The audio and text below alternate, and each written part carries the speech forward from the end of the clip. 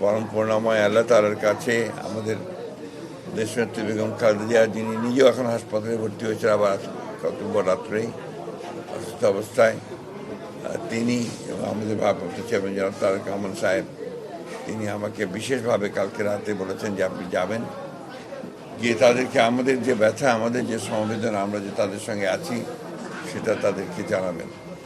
আমি সে কথা বলতেই আজকে এখানে এসেছি। এবং আমাদের এই শিশুদের আসলে যখনই আমরা কোনো শিশুর মৃত্যু সংবাদ শুনি, বিশেষ করে কোনো দুর্ঘটনা যখন ঘটে, তখন আমাদেরকে অত্যন্ত ব্যথিত করে, আহত করে। আমরা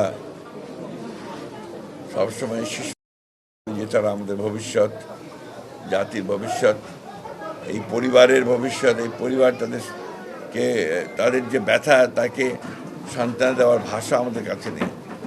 আমরা শুধু তাদেরকে এটুকু জানাতে এসেছি যে আমরা আপনাদের এই কষ্টের সঙ্গে আমরা আছি, আমরা আপনাদের সঙ্গে সেটা শেয়ার করছি, শেয়ার করে নেব।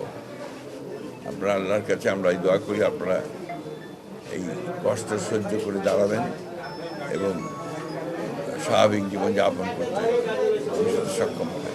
এই দোয়া আমরা আল্লাহ তাআলার কাছে চাই, আল্লাহ তাআলার কাছে এই দোয়া করছি আল্লাহ তাআলা তাদেরকে যেন শাহাদাত দেন, একই সঙ্গে যারা আহত হয়েছেন তাদেরকে যেন আল্লাহ তাআলা সম্পূর্ণ সুস্থ করে দেন।